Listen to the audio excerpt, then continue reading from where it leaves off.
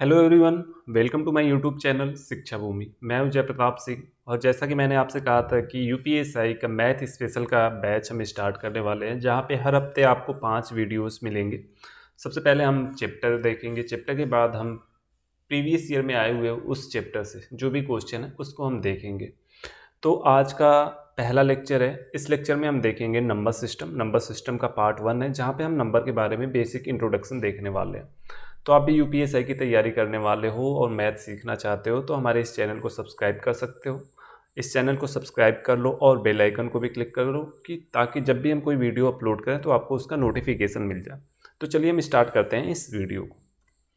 सबसे पहले number system में हम जानेंगे नंबर्स के बारे में। नंबर्स की प्रॉपर्टीज़ क्या होते हैं, नंबर्स कितने टाइप के होते हैं, कौन कौन से नंबर्स होते हैं। सबसे पहले हमारा आता है प्राकृतिक संख्याएं, मतलब कि नेचुरल नंबर्स। नेचुरल नंबर्स कौन से होते हैं? तो सभी गिनती की संख्याएं। अब देखो, संख्याएं हमने गलत लिखा हुआ है, संख्याएं लिखने में थोड़ी सी दिक्कत हो रही थी, इस वजह से आप इसको इग्नोर करना। और हाँ, अगर आपको पीडीएफ नोट डाउनलोड करना है तो नीचे डिस्क्रिप्शन में मैं आपको टेलीग्राम लिंक दे दूंगा। आप उस लिंक से टेलीग्राम चैनल ज्वाइन कर सकते हो और वहाँ से यह पीडीएफ डाउनलोड कर सकते हो। तो चलिए हम देखते हैं सभी गिनती की संख्याएं क्या होती हैं। प्राकृतिक संख्याएं होती हैं जैसे 1 2 3 4 5 और ये इनफाइनाइट तक। ठीक है, एक से लेके इनफाइनाइट तक जो नंबर्स होते हैं इनको हम नेचुरल नंबर्स कहते हैं।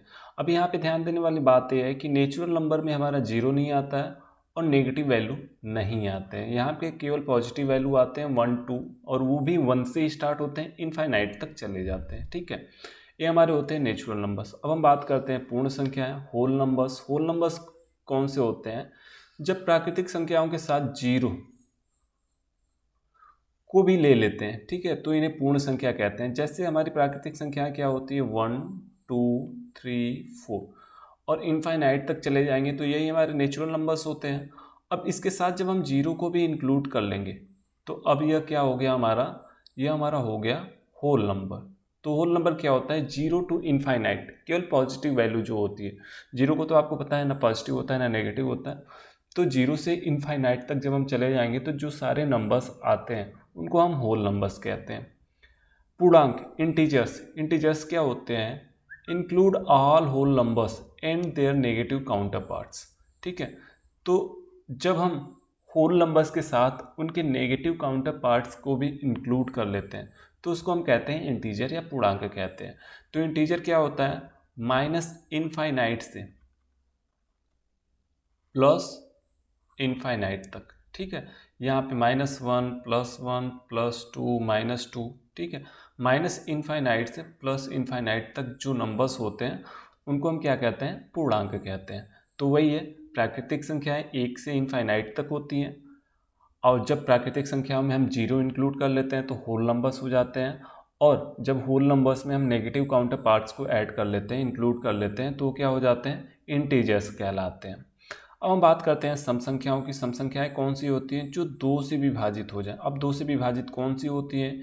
0 2 4 6 8। जिनके भी लास्ट में 0 2 4 6 8 होगा वो हमारी क्या होंगी? सम संख्याएं होंगी। सम संख्याओं के बारे में और कुछ पॉइंट हम आपको आगे डिस्कस करते हैं। पहले हम जान लेते हैं विषम संख्याएं। जो संख्याएं दो से विभाजित न होती हैं, ठीक है, जो संख्याएं दो से विभाजित नहीं होती हैं उनको हम क्या कहते हैं? विषम संख्याएं कहते हैं। तो विषम संख्याओं में हमारे कौन कौन से हो गए? 1 3 5 7 9। ठीक है, ये हमारी विषम संख्याएं होती हैं जो भी दो से विभाजित नहीं होती हैं। अब हमने आपसे बोला था कि सम संख्याओं के बारे में कुछ पॉइंट हम आपको बताएंगे। तो अक्सर कन्फ्यूजन होता है कि सबसे छोटी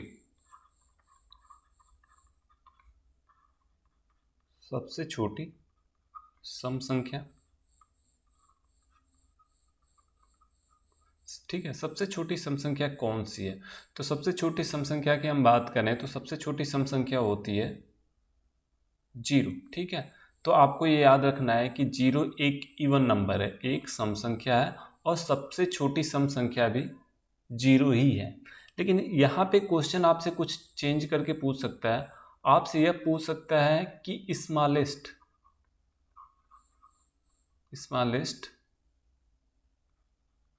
नेचुरल इवन नंबर। ठीक है, स्मॉलेस्ट नेचुरल, सबसे छोटी प्राकृतिक सम संख्या, तब क्या होगी? 2 होगी, क्योंकि जो 0 होता है नेचुरल नंबर नहीं होता है। ठीक है, तो इस केस में हमारा जो आंसर होगा वो क्या होगा? 2 होगा। तो ये दो बातें आपको याद रखनी है कि सबसे छोटी जो सम संख्या होती है वो 0 होती है, लेकिन यदि आपसे पूछ जाए सबसे छोटी नेचुरल इवन नंबर कौन सी है, तो आपका आंसर होगा 2। चलिए अब हम आगे चलते हैं। भाज्य संख्या, कंपोजिट नंबर्स, जिसके 2 से ज़्यादा गुणनखंड होते हैं। ठीक है, भाज्य संख्याएं जिसके 2 से ज़्यादा गुणनखंड होते हैं उनको हम भाज्य संख्याएं कहते हैं। जैसे 4 हो गया, 6 हो गया, 8 हो गया और 9 हो गया। इसको हम एक्सप्लेन करके देखते हैं। तो फैक्टर की बात अगर हम करें तो 2 के फैक्टर, ठीक है, 2 के फैक्टर कौन कौन से होते हैं? तो फैक्टर का मतलब कि नंबर्स जो उस संख्या को डिवाइड कर दे, मतलब वैसे नंबर्स जो 2 को डिवाइड कर दे। तो 2 किससे डिवाइड होगा? 1 से होगा और 2 से होगा। तो 2 के ये दोनों फैक्टर हो गए। ठीक है, फैक्टर। हम 3 की बात करें तो 3 के जो फैक्टर हैं, ठीक है, या 3 किससे डिवाइड होगा? 1 से होगा और 3 से होगा। तो 3 के जो फैक्टर हो गए, 1 हो गया और 3 हो गया। हम 4 की बात करें तो 4 किससे किससे डिवाइड हो जाएगा? 1 से डिवाइड हो जाएगा और 4 से डिवाइड हो जाएगा और 2 से डिवाइड हो जाएगा। ठीक है, तो यहाँ पे 1 2 4 ये इसके 3 फैक्टर हो गए। तो यहाँ पे आप देख रहे हो कि एक जो है यूनिवर्सल फैक्टर है, एक जो है यूनिवर्सल फैक्टर है। 1 को हम यूनिवर्सल फैक्टर कहते हैं। आप इसको याद रखना। याद क्या रखना? आपको पता होना चाहिए कि एक हर एक संख्या को काटती है और दूसरा जो फैक्टर होता है कोई भी संख्या खुद से भी कटती है। ठीक है, जैसे 2 है तो 2 से कटेगा, ये 3 है तो 3 से कटेगा, 4 है तो 4, कोई भी संख्या अपने आप से कटती है। ठीक है, पहली बात तो ये हो गई। और एक हर एक संख्या को कट कर देता है, मतलब एक जो है यूनिवर्सल फैक्टर है। तो यहाँ पे हम आते हैं डेफिनेशन पे। तो यहाँ पे आप देख रहे हो कि जिसके 2 से ज़्यादा गुणनखंड होते हैं, फैक्टर होते हैं, उनको हम भाज्य संख्याएं कहते हैं। और यहाँ पे आप देखो 2 के कितने फैक्टर हैं? 2 के हम देखें तो 1 और 2 क्या है? 2 फैक्टर हैं। लेकिन भाज्य संख्या होने के लिए, कंपोजिट नंबर होने के लिए 2 से ज़्यादा फैक्टर होने चाहिए। तो यह भाज्य संख्या नहीं है क्योंकि 2 फैक्टर हैं। 3 के यहाँ पे आप देखो 2 फैक्टर है तो यह भी भाज्य संख्या नहीं होगी। 4 के कितने फैक्टर है? 3 फैक्टर है, तो यह क्या होगी? भाज्य संख्या होगी। ठीक है, तो जिसके भी 2 से ज़्यादा फैक्टर होते हैं, जिस भी संख्या के 2 से ज़्यादा फैक्टर होंगे वो भाज्य संख्याएं होती है। अब हम बात करते हैं अभाज्य संख्याओं की। अभाज्य संख्या है प्राइम नंबर्स, वे संख्या जिनके केवल 2 गुणनखंड होते हैं। ठीक है, 2 3 5 7, ठीक है, जिनके केवल 2 गुणनखंड होते हैं उनको हम भाज्य संख्याएं कहते हैं। आप देखो यहाँ पे 2 के कितने गुणनखंड है? ठीक है, 2 है। 3 के कितने गुणनखंड है? 3 है। 5 के अगर हम फैक्टर देखें तो 1 से कटेगा और यह जो है 5 से कटेगा। तो इसके भी कितने फैक्टर हो गए? 1 और 5 हो गए। 7 की अगर हम बात करें तो 7 किससे कटेगा? 1 से कटेगा, 7 से कटेगा। तो ये क्या हो गया? हमारा अभाज्य संख्या। ठीक है, अभाज्य संख्या हो गई। और अगर हम यहाँ पे 9 ले लेते हैं तो 9 किससे कटेगा? 1 से कटेगा, 3 से कटेगा और 9 से कटेगा। तो यहाँ पे 2 से ज़्यादा फैक्टर हो गए। 2 से ज़्यादा फैक्टर हो गए तो ये क्या हो गया? हमारा कंपोजिट नंबर हो गया। यह भाज्य संख्या नहीं, यह अभाज्य संख्या नहीं, यह भाज्य संख्या होगी। अगर हम 11 ले लें तो 11 के केवल 1 और 11 2 फैक्टर होंगे तो यह क्या हो जाएगा? अभाज्य संख्या, जिसको हम कहते हैं प्राइम नंबर। तो वे संख्याएं जिनके केवल 2 फैक्टर होते हैं उनको हम क्या कहते हैं? भाज्य संख्या। अब बात करते हैं हम यहाँ पे कि यहाँ पे लिखा हुआ है, आप देखो नोट में, एक न तो भाज्य संख्या है और न ही अभाज्य संख्या है। क्यों? अब हम आते हैं, जैसे कि भाज्य संख्या का डेफिनेशन हमने बताया कि कम से कम 2 फैक्टर होने चाहिए। ठीक है, 2 से ज़्यादा फैक्टर होने चाहिए भाज्य संख्या होने के लिए। और अभाज्य संख्या का जो डेफिनेशन था कि कम से कम 2 फैक्टर होने चाहिए, 2 से ज़्यादा फैक्टर नहीं होने चाहिए। यदि हम 1 के फैक्टर की बात करें तो 1 का केवल 1 फैक्टर होगा 1। ठीक है, 1 के अलावा और किसी से यह नहीं कटेगा। तो यह ना तो प्राइम नंबर है और ना ही यह कंपोजिट नंबर है। एक कंपोजिट भी नहीं है और प्राइम भी नहीं है। तो एक न तो भाज्य है और न ही अभाज्य संख्या है। अब हम बात करते हैं, अब अभाज्य संख्या जैसे हम सम संख्या विषम संख्या पता कर लेते हैं कि जो दो से कट जाए, जो दो से ना कटे। अभाज्य संख्या फाइंड करने के लिए कोई स्पेसिफिक रूल नहीं है, उसको हमें चेक करना होता है हर एक नंबर को कि वह अभाज्य संख्या है या नहीं है। तो हम यहाँ पे कुछ जनरल पूछे जाने वाले क्वेश्चन हैं जिनको हमने यहाँ पे नोट कर दिया है। 1 से 50 तक अभाज्य संख्याएं 50 होती हैं, 50 से 100 तक 10 होती हैं, और 1 से 100 तक जो अभाज्य संख्याएं होती हैं वह 25 होती हैं। मैंने यहाँ पे एक टेबल इंक्लूड किया था जो शायद डिलीट हो गया, ठीक है, खैर छोड़ते हैं। अब हम बात करते हैं सह अभाज्य संख्या, ठीक है। सह अभाज्य संख्या को प्राइम नंबर्स, ये आपको लसम असम में बहुत ज़्यादा यूज में आने वाला है। तो को प्राइम नंबर्स क्या होते हैं? जिनका लसम, ठीक है, सॉरी, जिनका मौसा जो है एक होता है, जिनका मौसा एक होता है। तो यह संख्याओं का युग्म होता है, किसी एक संख्या के बारे में नहीं होता है, यह संख्याओं का युग्म होता है। जैसे हम बात करें कि एक संख्या हो गई 2 और दूसरी हो गई 5, तो यहाँ पे कहने का मतलब यहाँ पे 2 और 5 दोनों ही अभाज्य है। इसका मतलब यह नहीं कि यह सहभाज्य संख्या है, इससे इसका कोई लेना देना ही। हालांकि यह को प्राइम नंबर है, ठीक है, को प्राइम नंबर है, लेकिन को प्राइम नंबर होने के लिए ज़रूरी नहीं है कि हर एक नंबर अभाज्य संख्या ही हो, प्राइम नंबर ही हो। जैसे हम यहाँ पे 8 ले लेते हैं और यहाँ पे 9 ले लेते हैं, तो यहाँ पे 8 भी प्राइम नंबर नहीं है, 9 भी प्राइम नंबर नहीं है, लेकिन ये दोनों संख्याओं की हम बात करें तो ये क्या है? को प्राइम। को प्राइम क्यों है? क्योंकि उनका जो HCF होगा, HCF वह होगा 1।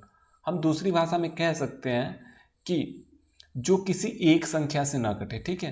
देखो, आप किसी भी एक संख्या से 8 को 2 से काट सकते हो, लेकिन 2 से भी काट सकते हो, 4 से भी काट सकते हो, लेकिन 9 को नहीं काट सकते हो। 9 को 3 से काट सकते हो, लेकिन 3 से 8 को नहीं काट सकते हो।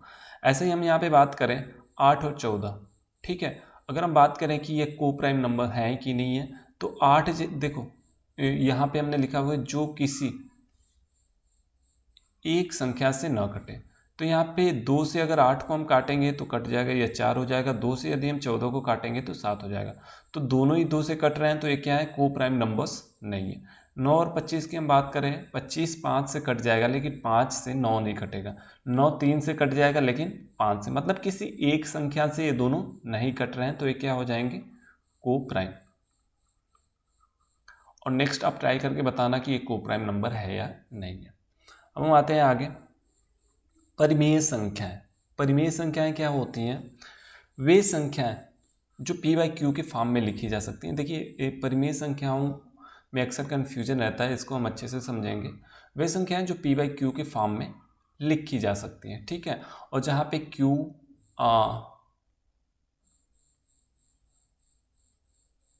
q का मान 0 ना हो, ठीक है, यहाँ पे हमने गलत लिख दिया हुआ है।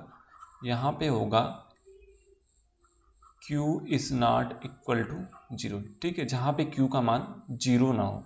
मतलब कि अगर हम कोई भी नंबर लिख लेते हैं, जैसे हम यहाँ पे 8 लिख देते हैं, 8/0, तो यहाँ पे q का जो मान है ना वो 0 है, तो यह क्या होगा? रेशनल नंबर नहीं होगा, यह एक रेशनल नंबर नहीं होगा, ठीक। तो अपरिमेय संख्याएं, अपरिमेय संख्याएं कौन सी होती हैं? Irrational numbers, number which can't be express in form of p/q।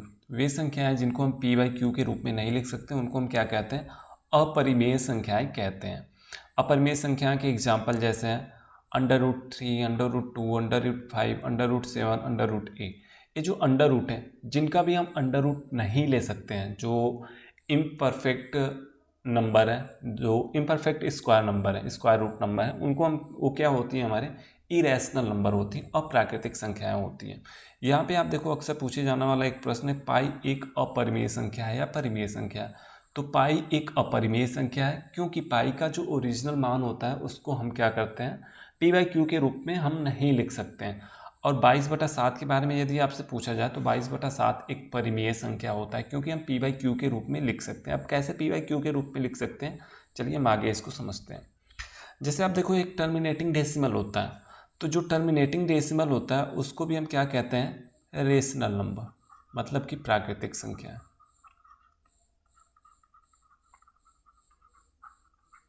ठीक है। और एक होता है रिकरिंग नॉन टर्मिनेटिंग डेसिमल, ठीक है।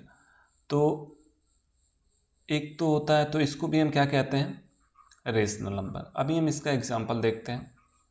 जैसे यहाँ पे एक नंबर है, आपने अगर हम 10 को भाग देते हैं 3 से, सॉरी, अगर हम 3 को भाग देते हैं 2 से, तो ये क्या हो जाएगा 1.5। ठीक है, 1.5 है। तो 1.5 क्या है, एक टर्मिनेटिंग डेसिमल है, और 1.5 को हम p/q के रूप में लिख सकते हैं। ठीक है, 1.5 को हम क्या लिख सकते हैं, 15/10, या तो हम इसको 3/2 लिख सकते हैं। तो यह क्या हमारा हो गया, एक रेशनल नंबर। तो जिस भी नंबर को हम p/q के रूप में लिख सकते हैं वो हमारे क्या होंगे, रेशनल नंबर होंगे। दूसरा होता है रिकरिंग नॉन टर्मिनेटिंग डेसिमल। अगर हम आपसे कहें कि 10/3 को हम क्या लिख सकते हैं, तो हम क्या लिखेंगे, 3.3 या 3 क्या होगा हमारा, रिपीट होता चला जाएगा। तो यहाँ पे आप देखो, यह 3 जो है रिपीट हमारा होता हुआ चला जा रहा है। तो अब 3 बार बार रिपीट हो रहा है, ठीक है, और कहीं भी कट नहीं रहा है, तो यह नॉन टर्मिनेटिंग है और रिकरिंग है। ठीक है, तो रिकरिंग नॉन टर्मिनेटिंग हो गया। अब इसको भी हम क्या कर सकते हैं, p/q के रूप में लिख सकते हैं। कैसे लिख सकते हैं, जैसे इसको हम लिख सकते हैं 3.3 पे बार हम लिख सकते हैं ना, इसको हम क्या लिख सकते हैं, 3 + 3/9। इसको हम कट करेंगे तो ये हो जाएगा हमारा 3 + 1/3। ठीक है, तो इसको हम लिख सकते हैं 3 सही 1/3, या तो हम 10/3 भी लिख सकते हैं। तो आप देखो यह क्या हो गया, p/q के फॉर्म में हो गया। इस वजह से यह हमारा क्या होगा, रेशनल नंबर। अब कुछ लोगों को पता नहीं होगा कि जो रिकरिंग नॉन टर्मिनेटिंग डेसिमल है उसको हम फ्रैक्शन में कैसे कन्वर्ट करते हैं, जैसे हमने यहाँ पे इसको कन्वर्ट किया। तो इसको हम सिंप्लीफिकेशन वाले चैप्टर में आगे डिस्कस करेंगे हम कैसे करते हैं। अभी आपको ये ध्यान में रखना है कि जो टर्मिनेटिंग डेसिमल होते हैं और रिकरिंग नॉन टर्मिनेटिंग डेसिमल होते हैं वो सारे हमारे क्या होते हैं, रेशनल नंबर होते हैं। और जो 22/7 का आप मान निकालोगे ना, तो आप देखोगे कि 3 पॉइंट के बाद जो नंबर आएगा, एक स्पेसिफिक नंबर के बाद नंबर क्या होंगे, वो रिपीट करने लगेंगे। कुछ नंबर ऑफ नंबर्स होंगे जो बार बार रिपीट करेंगे। ठीक है, इस वजह से ये हमारा क्या होता है, रेशनल नंबर होता है। अब यहाँ पे हम एक चार्ट के माध्यम से इसको समझ लेते हैं जो भी हमने समझा है। अगर हम रियल नंबर की बात करें, ठीक है, रियल नंबर की बात करें तो परिमेय संख्याएं भी होती हैं और अपरिमेय।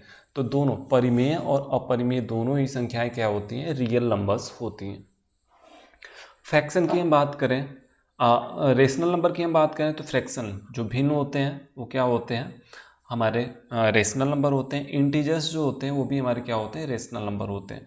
क्योंकि यदि हम यहाँ पे एक इंटीजर ले लेते हैं 2, ठीक है, तो अगर इसके बटे में कुछ नहीं है, ठीक है, p/q के जगह पे कुछ भी नहीं है, यहाँ पे q के जगह पे कुछ भी नहीं है, तो हम हमेशा क्या लेके चलते हैं, यहाँ पे हमेशा 1 होता है। ठीक है, यहाँ पे हमने 5 लिख दिया तो ये अभी p/q के रूप में है, क्योंकि p जो है ना, p 5 है और q जो है हमेशा हमारा 1 होता है। अगर कुछ नहीं लिखा हुआ है तो q हमेशा हमारा 1 होता है। तो ये अभी अगर हम कोई इंटीजर ले लेते हैं, पूछ देता है कि 8 एक परिमेय संख्या है या नहीं है, तो हम इसको 8/1 लिख सकते हैं, और यह p/q के रूप में हो गया, तो यह हमारा क्या होगा, एक परिमेय संख्या होगी। अब इंटीजर्स में क्या क्या आते हैं, 0 आता है, और जो हमारे नेचुरल नंबर्स होते हैं उनका पॉजिटिव वैल्यू भी और नेगेटिव वैल्यू भी आ जाता है। और ये हो गया हमारा इरेशनल नंबर। इरेशनल नंबर जैसे कोई भी परफेक्ट स्क्वायर नंबर नहीं है और उसको हम अंडर रूट लिखते हैं, तो हमारा क्या हो जाएगा, इरेशनल नंबर हो जाएगा। तो ये तो था नंबर्स के बारे में। ठीक है, अब हम आते हैं, हम समझते हैं अस्थानीय मान और जातीय मान क्या होता है। ठीक है, अस्थानीय मान और जातीय मान क्या होता है, ये समझने के बाद हम आपको बताएंगे कि हम कैसे पता कर सकते हैं कि कोई नंबर अभाज्य प्राइम नंबर है या नहीं है। तो सबसे पहले हम अस्थानीय मान को समझ लेते हैं। अस्थानीय मान क्या होता है, तो हमारे यहाँ जो नंबर सिस्टम है जो हम फॉलो करते हैं वो क्या होता है, इकाई, दहाई, सैकड़ा, हज़ार, 10,000, लाख, 10 लाख, करोड़। ठीक है, अगर हम फॉरेन कंट्री की बात करें तो वहाँ पे बिलियन, मिलियन, बिलियन, ट्रिलियन में सारी चीज़ें काउंट होती है। तो हमारे यहाँ डेसिमल पद्धति का यूज किया जाता है। तो उसी तरीके से हम देखते हैं कि किसी भी नंबर में किसी स्पेसिफिक नंबर का जगह कौन सा है। जैसे हम बात करें कि हम यहाँ पे एक नंबर लिख देते हैं 251, तो यहाँ पे एक क्या है, यह जो है इकाई के स्थान पे, यूनिट प्लेस पे है। 5 कहाँ पे है, यह जो है दहाई के स्थान पे है। ठीक है, और यह क्या है, हमारा सैकड़े के स्थान पे, ठीक है, ऐसा ही होता है सैकड़ा, और इसके बाद 1000, 10,000, लाख, ऐसे जो है बढ़ता जाता है। अब अगर इसी नंबर को हमें लिखना हुआ, जैसे 521 को हमें ब्रेक करके लिखना हुआ, ठीक है, अगर हमें स्थानीय मान का पता नहीं है तो हम इसको क्या लिखेंगे, 5 + 2 + 1, इस तरीके से इसकी जो वैल्यू आएगी वो क्या आएगी, 5 2 7 1 8, जो कि क्या है, गलत है। अब इसके लिए, इसको ब्रेक करके लिखने के लिए हमें स्थानीय मान का ज्ञान होना बहुत ही ज़रूरी है। तो स्थानीय मान क्या होता है, जो इकाई के स्थान पे होता है उसको हम वैसे ही लिख देते हैं, जो दहाई के स्थान पे होता है उसमें हम 10 से गुणा करते हैं, जो सैकड़े के स्थान पे होता है उसमें हम जो है 100 से गुणा करते हैं, जो 1000 के स्थान पे होता है, ठीक है, उसमें हम क्या करते हैं, 1000 से गुणा करते हैं, जो 10,000वें स्थान पे होता है उसमें हम जो है 10,000 से गुणा करते हैं। और इस तरीके से जैसे जैसे हम राइट टू लेफ्ट बढ़ते जाते हैं, नंबर ऑफ जीरो जो है हमारे बढ़ते जाते हैं। तो अगर हम बात करें यहाँ पे 521 में, ठीक है, तो 1 का जो स्थानीय मान होगा वो तो 1 ही होगा, इकाई के स्थान पे है। 2 दहाई के स्थान पे है तो 2 का जो स्थानीय मान होगा 2 × 10, ठीक है, जो दहाई के स्थान पे होता है उसको प्रेजेंट करने के लिए हम 10 से गुणा कर देते हैं, तो 2 का स्थानीय मान 20 हो जाएगा। 5 का स्थानीय मान, 5 सैकड़े के स्थान पे है तो हम इसमें 100 से गुणा करेंगे तो ये हमारा हो जाएगा 500, ठीक है। तो इस नंबर को अगर हमें ब्रेक करके लिखना हुआ 521 को, तो हम क्या लिख सकते हैं, 500 जो उनका स्थानीय मान है उसके रूप में हम लिख सकते हैं, हम कह सकते हैं +20 + 1, ठीक है, यह क्या हो जाएगा हमारा 521, यही हमारा हो जाएगा आंसर, ठीक है। मतलब अगर ब्रेक करके लिखना हुआ तो हम इस तरीके से ब्रेक करके लिखेंगे। जाति मान क्या होता है, फेस वैल्यू। फेस वैल्यू क्या होता है, कोई नंबर जो दिखता है, जैसे 251 में आपसे किसी का भी फेस वैल्यू पूछ दिए तो उस नंबर का फेस वैल्यू वही होता है जो नंबर होता है, ठीक है। 2 का फेस वैल्यू, ठीक है, जाति मान 2 होगा, 5 का फेस वैल्यू 5 होगा, 1 का फेस वैल्यू 1 ही होगा। यह किस स्थान पे कुछ भी मैटर नहीं करता जब जाति मान आपसे पूछे तब। अब संख्याओं और अंकों की समझ, ठीक है, संख्याओं एवं अंकों की समझ, जो कि हमने आपको बताया कि अगर आपको स्थानीय मान का सही ज्ञान नहीं है तो आप संख्याओं को सही से रिप्रेजेंट नहीं कर सकते हो। जैसे आपसे कोई सवाल दे दिया गया, आपसे बोल दिया गया यूनिट प्लेस पे कोई संख्या है, उसके यूनिट प्लेस पे x है और यूनिट प्लेस का जो डिजिट है, ठीक है, x है और टेंस प्लेस का जो डिजिट है वो y है, ठीक है, ये डिजिट है।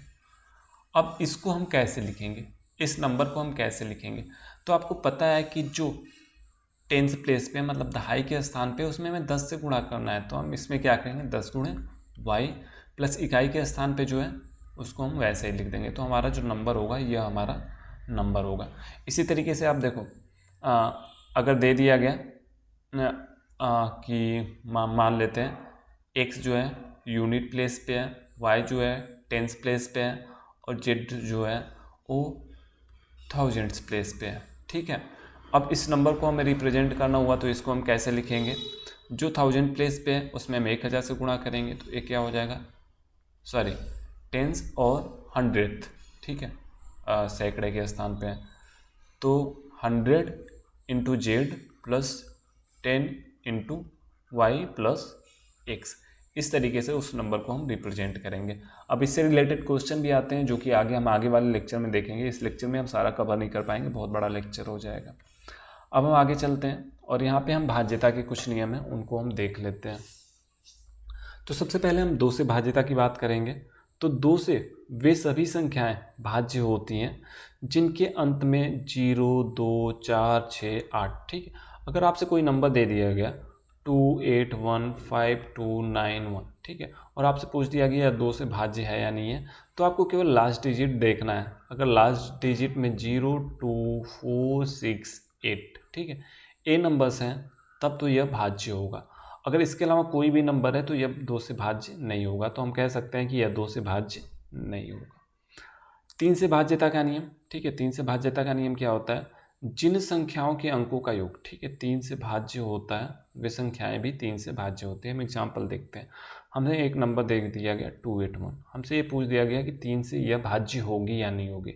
तो ऐसे तो हम भाग दे के देख सकते हैं, लेकिन भाज्यता के नियम से हम चेक करते हैं। भाज्यता का नियम क्या कहता है कि सम ऑफ डिजिट्स, तो डिजिट्स इसमें कौन कौन से हैं, 2 + 8 + 1, अगर इनको जोड़ने पे जो भी हमें नंबर, जो भी संख्या प्राप्त हुआ है, 8 तो 10, 10 1 11, अगर यह संख्या 3 से कट जा रहा है, ठीक है, तो यह संख्या भी 3 से कटेगी। तो 11 3 से नहीं कटता है, तो यह संख्या भी 3 से नहीं कटेगी। अगर हम कोई दूसरा नंबर ले लेते हैं 2881, ठीक है, तो अगर डिजिट का सम हम देखें 8 8 16 16 2 18 18 1 19, ठीक है, यह 3 से नहीं कटेगा, तो यह भी 3 से हमारा नहीं कटेगा, ठीक। अगर हम यहाँ पे 2 बढ़ा लेते हैं, तब अब नंबर ऑफ डिजिट्स कितने हो जाते हैं, सम ऑफ डिजिट्स 8 8 16 16 2 18 19 19 2 21 हो जाता है, ठीक है। 21 कट जाएगा 3 से, तो इस वजह से यह संख्या भी हमारी क्या होगी, 3 से कट जाएगी। 3 और 9 के लिए भाज्यता का जो नियम होता है सेम होता है। जैसे 3 में हम देखते हैं कि किसी भी संख्या के अंकों का योग यदि 3 से कट जाता है तो वो संख्या भी 3 से कट जाती है। यही रूल अप्लाई होता है 9 के लिए। यदि किसी दी गई संख्या के अंकों का योग 9 से कट जाता है तो वो संख्या भी 9 से पूरी पूरी विभाजित हो जाती है। अब बात करते हैं 4 से भाज्यता का नियम। तो आपके पास कोई भी कितनी भी बड़ी संख्या दी रहे हैं, अगर आप देख लेते हो कि लास्ट में 2 जीरो है, ठीक है, लास्ट में अगर 2 जीरो है तो यह जो है 4 से भाज्य होगी, ठीक है। लास्ट 2 डिजिट, ठीक है, अगर भाज्य है तो 4 से भाज्य होगी। जैसे हम एग्जाम्पल के लिए ले लेते हैं 289242, ठीक है। अब हमें यहाँ पे लास्ट में 2 जीरो तो है नहीं, तो हमें लास्ट के 2 डिजिट चेक करने होंगे कि ये 4 से कट जा रहा है। 4 दा हमें 40, ठीक है, या नहीं कटेगा, मतलब ये 4 से नहीं कटेगी। अगर हम यहाँ पे ले लेते हैं 28928, ठीक है। अब हमें देखना है कि 4 से यह कटेगी या नहीं कटेगी, तो हम लास्ट के 2 डिजिट चेक करेंगे। यह जो है 4 से कट जा रहा है 7 टाइम में, तो यह पूरी संख्या भी 4 से भाज्य होगी, ठीक है, 4 से भाज्य होगी। तो हमें केवल लास्ट के 2 डिजिट ही चेक करने हैं। अगर लास्ट के 2 डिजिट कट जा रहे हैं तो वह संख्या 4 से कट जाएगी। अब 8 से भाज्यता का नियम भी कुछ इसी तरीके से है। 8 से भाज्यता का नियम में हम क्या करते हैं, 8 से हम भाज्यता के नियम बात करें तो लास्ट में 3 जीरो, ठीक है, लास्ट में 3 जीरो है, या 3 डिजिट्स जो है हम चेक करते हैं कि 3 डिजिट्स अगर कट जा रहे हैं तो वो पूरी पूरी संख्या जो है 8 से कट जाएगी। आगे हम समझते हैं। 4 से भाज्यता हमने देखा, ठीक है, 4 से भाज्यता हमने देखा।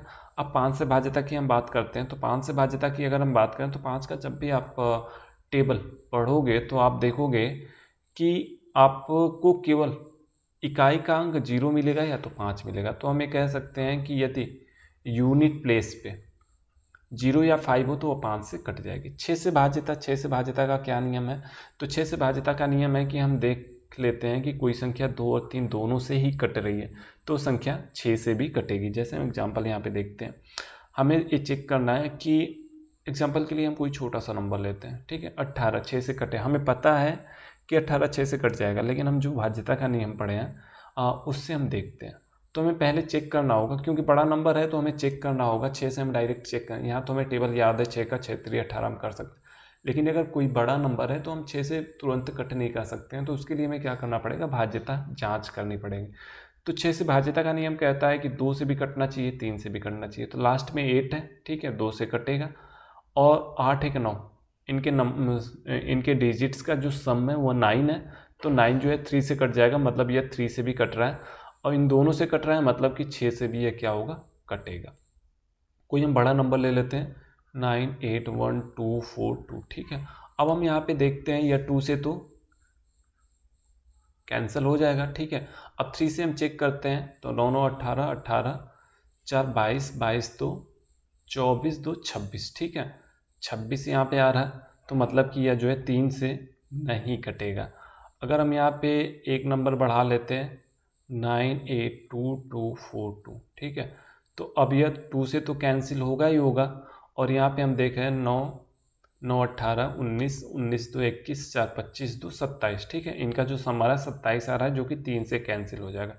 2 और 3 दोनों से कैंसिल हो रहा है, मतलब कि यह संख्या 6 से भी कटेगी। आप कट करके इसको चेक कर सकते हो, तो ये 6 से भी भाज्य होगी। यदि कोई भी संख्या 2 और 3 दोनों से भाज्य होती है तो वह 6 से भी भाज्य होगी, भाज्यता का नियम ये कहता है। अब 7 से भाज्यता देखिए, 7 से भाज्यता के जो नियम है वो थोड़े कॉम्प्लिकेटेड है। तो उनको पढ़ने का बहुत ज़्यादा मतलब नहीं है। एक सिंपल सा मैंने भाज्यता का नियम आपको बता दे रहा हूँ 7 से। बाकी के लिए जो इसका मेथड है 7 से भाज्यता जांच करने का जो मेथड है ना, वह 7 का टेबल पढ़ने से आप डायरेक्टली कट करके उसको चेक कर सकते हो कि वह कट हो रही है नहीं हो रही है। टेबल पढ़ के उस नियम को जब आप याद रखोगे ना तो वो ज़्यादा कॉम्प्लिकेटेड हो जाएगा, ज़्यादा टाइम लॉन्ग टर्म वाली चीज़ें नहीं है, ठीक है।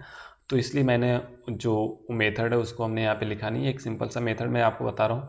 यदि कोई अंक 6 बार दोहरा के अगर कोई नंबर बनाया जाता है तो हमेशा 7 से कट जाती है। जैसे हम यहाँ पे ले लेते हैं 111 तो आप देखो हमने यहाँ पे एक ही नंबर लिया हुआ है 1 और उसको 6 बार लिख दिया। इस तरीके से जो बना हुआ नंबर होगा ना वह 7 से हमेशा कट जाएगा। हम चेक कर लेते हैं। 7 एकम 7, 4 1, 7 5 35, 6 1, 7 8 56, 5 1, 7 7 49, ठीक है। और यहाँ पे एक बच जाए, सॉरी 2 बच जाएगा, 1 7 3 21। तो इस तरीके से कोई भी एक नंबर 6 बार रिपीट करके कोई भी नंबर आप बना देते हो ना तो वो संख्या जो है 7 से पूरी पूरी कट जाएगी।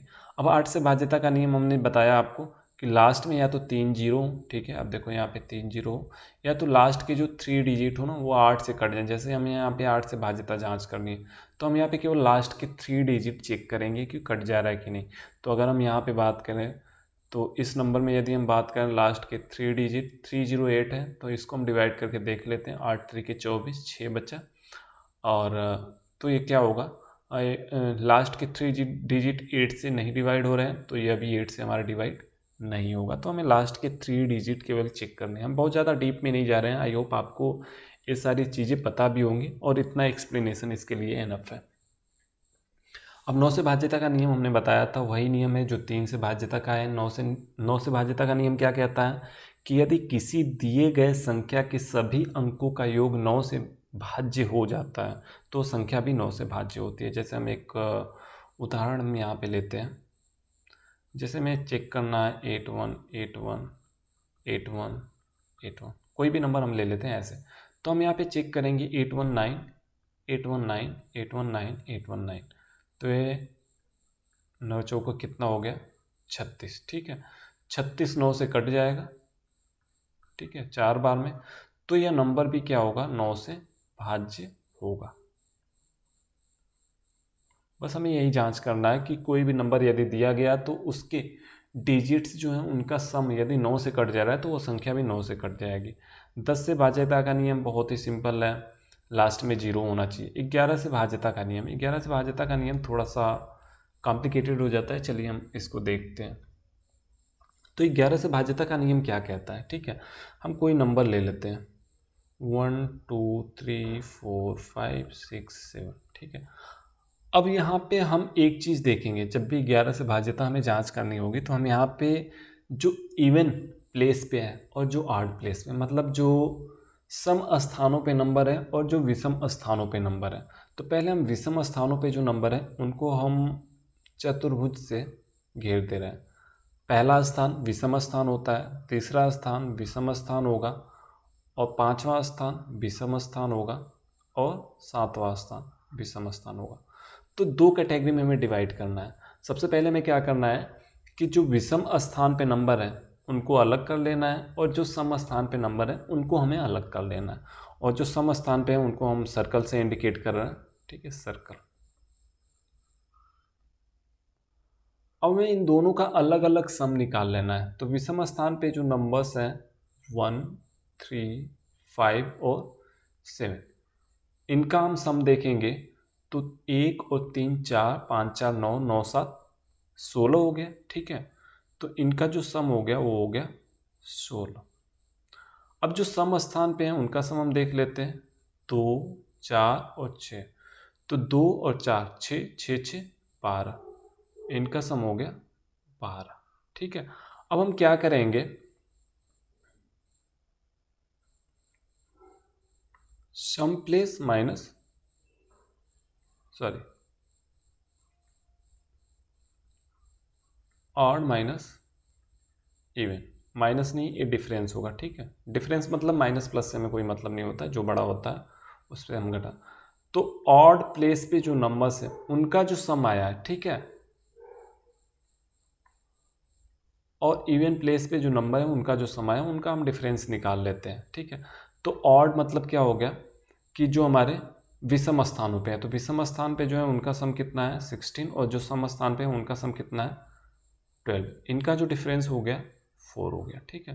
अब हम ये चेक करते हैं कि यह या तो जीरो हो या तो 11 का मल्टीपल हो।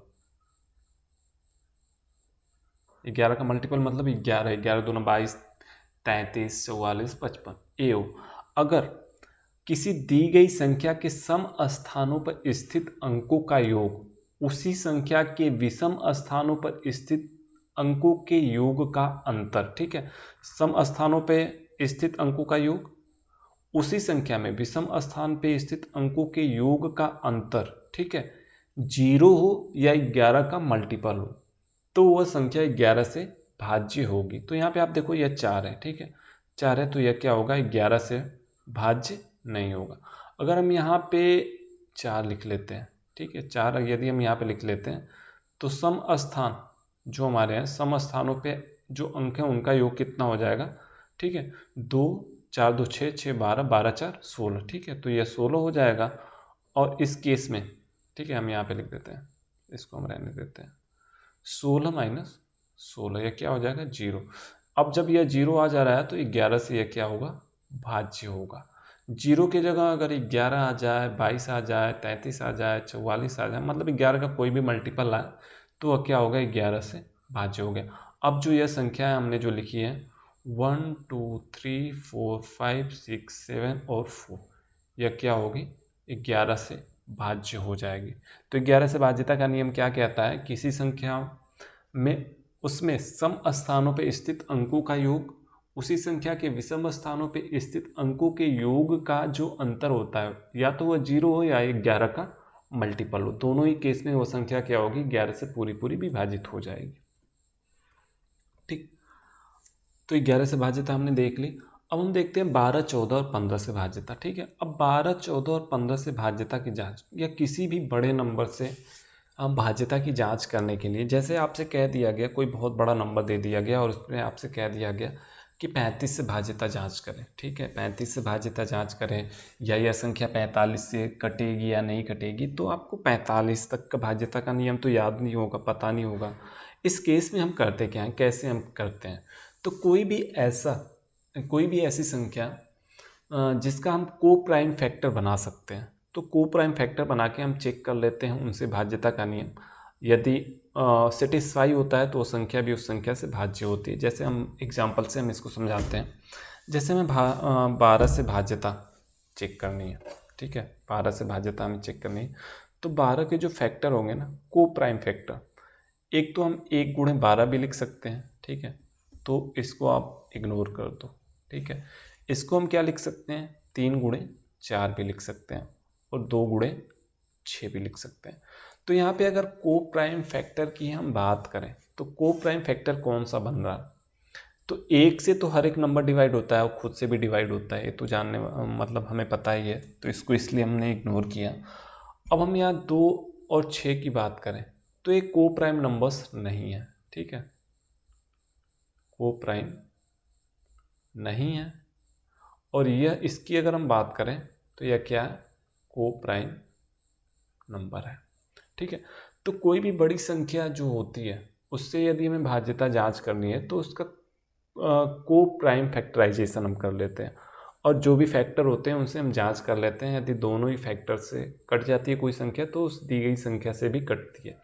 जैसे हम एक छोटा सा एग्जांपल लेते हैं, 72 की हमें जांच करनी है कि 12 से कटेगा या नहीं कटेगा, ठीक है, तो वैसे तो हमें पता है कि 12 छक 72 होता है। अब इसको यदि कोई भी बड़ी संख्या दे दें, हमें जांच करना है कि कटेगा या नहीं 12 से, तो 12 का हम क्या करेंगे को फैक्टराइजेशन, को प्राइम फैक्टराइजेशन कर लेंगे। को प्राइम फैक्टराइजेशन का मतलब कि सहभाज्य संख्याएं हमने आपको बताया है कि दोनों संख्या किसी एक संख्या से नहीं कटनी चाहिए, ऐसा हमें फैक्टर बना लेना है, ठीक है। तो हम क्या करेंगे यहाँ पे 12 का फैक्टर क्या हो जाएगा 3 चौक बाद। अब हम 3 से जांच कर लेंगे और 4 से जांच कर लेंगे, अगर दोनों से एक कट रही हैं तो क्या होगा 12 से भी वह संख्या कटेगी। हमने एक छोटा सा एग्जाम्पल लिया है, ठीक है। मत सोचिएगा कि इतने छोटे सा नंबर को हम क्यों जांच करेंगे 3 और 4 से, उससे सीधा सीधा भाग क्यों। हमने एक छोटा सा एग्जाम्पल लिया। अगर हम बात करते हैं 14 और 15 से, ठीक है, हम इसको डिलीट कर देते हैं।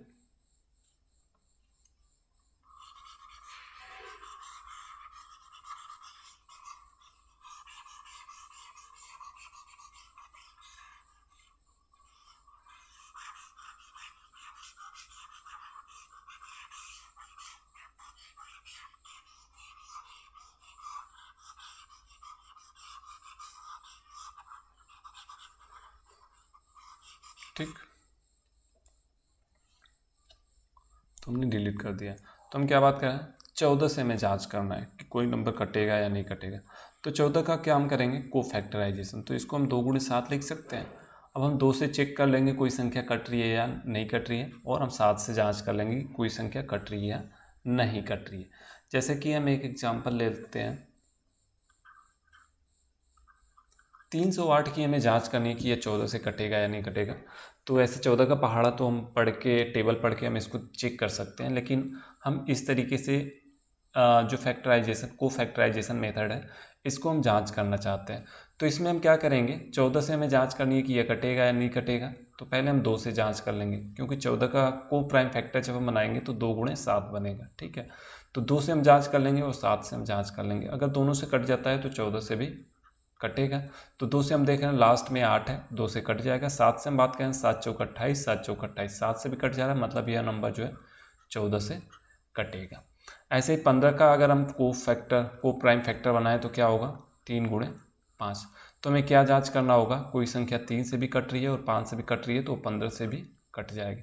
अगर आपसे पूछ दिया गया 35 से कोई संख्या कट रही है या नहीं कट रही है, तो आप क्या करोगे, आप इसका को फैक्टर बनाओगे। इसको आप क्या लिख सकते हो, 5 गुणे 7, ठीक है।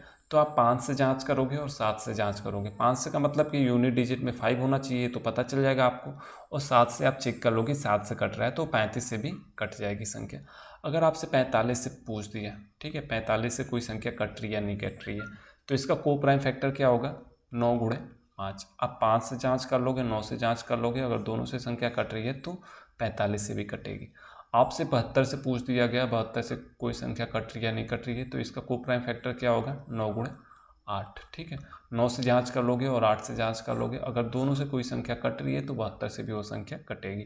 तो इस तरीके से कोई भी बड़ा नंबर आपसे दे दिया गया और पूछ दिया गया कोई नंबर उससे भाज्य होगी या नहीं होगी, तो आप उसका को प्राइम फैक्टर बना के जाँच कर सकते हो। अगर जो को प्राइम फैक्टर बनाया है उससे दी गई संख्या कट जा रही है, तो दिए गए नंबर से भी वह दी गई संख्या पूरी पूरी विभाजित हो जाएगी। तो इस तरीके से हम भाज्यता का, बड़े नंबर के लिए भाज्यता का नियम, भाज्यता हम जांच करते हैं। अब हम देखेंगे इकाई का अंक ज्ञात करना। इकाई का अंक हम कैसे ज्ञात करते हैं, ठीक है। तो इकाई का अंक ज्ञात करने के लिए आप देखो, हमने यहाँ पे डेफिनेशन लिखा हुआ है। इकाई का अंक ज्ञात करने के लिए हम केवल इकाई के अंकों को ध्यान में रखते हैं, ठीक है।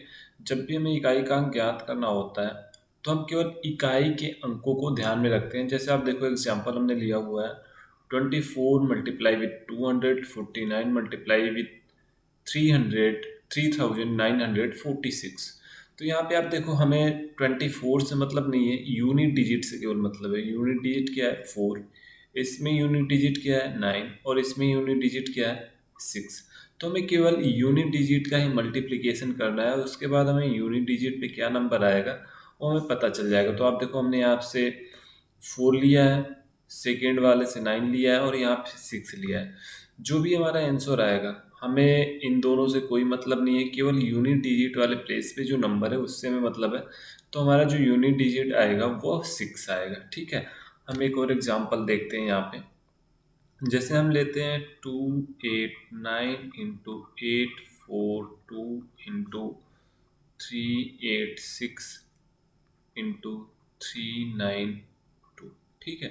अब हमें इसमें यूनिट डिजिट पे क्या इसको सॉल्व करने के बाद यूनिट डिजिट पे कौन सा नंबर आएगा ये हमें चेक करना है।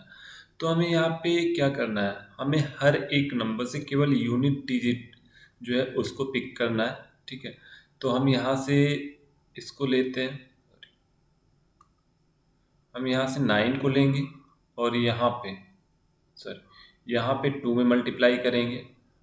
यहाँ से जो नंबर आएगा हम 6 में मल्टीप्लाई करेंगे और इसको हम मल्टीप्लाई करेंगे 2 से। तो अब देखो हम क्या करेंगे, सबसे पहले हम 9 को 2 से मल्टीप्लाई करेंगे। तो 9 को 2 से मल्टीप्लाई करेंगे तो ये आएगा 18। अब इस 18 में से भी हमें केवल यूनिट डिजिट जो है उसको कंसीडर करना है, इसको हमें कोई मतलब नहीं है। अब इस 8 को मल्टीप्लाई करेंगे, इस 8 को मल्टीप्लाई करेंगे हम इस 6 में, ठीक है। तो 8 छक 48, यहाँ पे 48 आएगा। फिर से हमें केवल यूनिट डिजिट से मतलब है, इससे हमें कोई मतलब नहीं है। अब यहाँ पे यूनिट डिजिट है 8, इस 8 को हम मल्टीप्लाई करेंगे 2 से, ठीक है। 8 दूना 16। तो यहाँ पे हमें केवल यूनिट डिजिट से मतलब है 6, इससे हमें कोई मतलब नहीं है। तो हमारा जो आंसर होगा वो होगा 6। एक और एग्जांपल हम देखते हैं। यहाँ पे हम 2 4 2 प्लस 3 8 9 इंटू 2 8 5, ठीक है।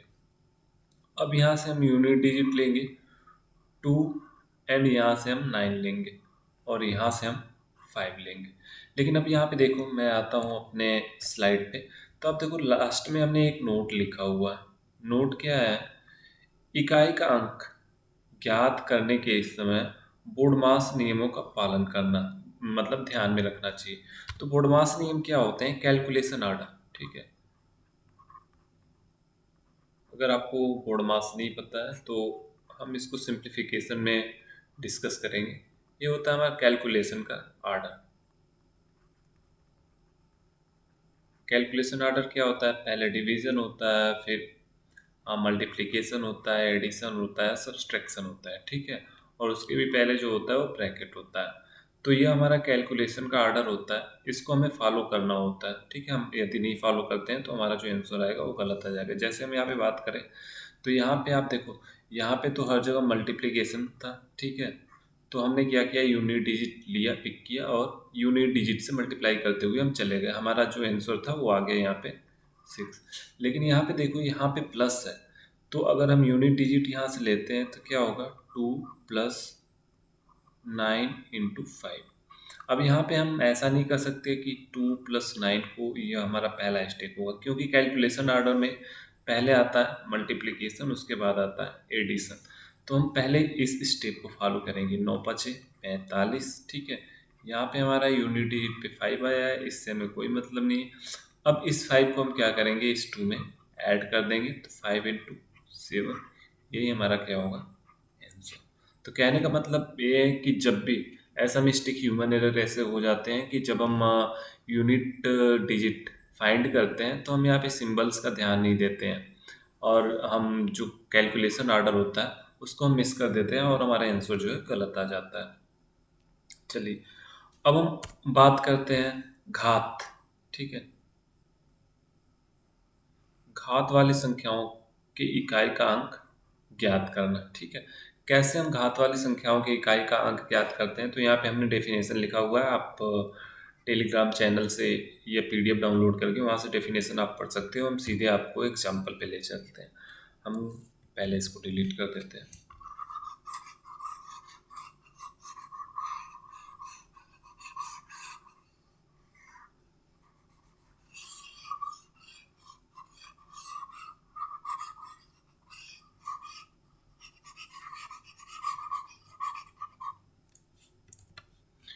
ठीक है, तो जैसे हमारे पास एक नंबर है 28 के पावर 73,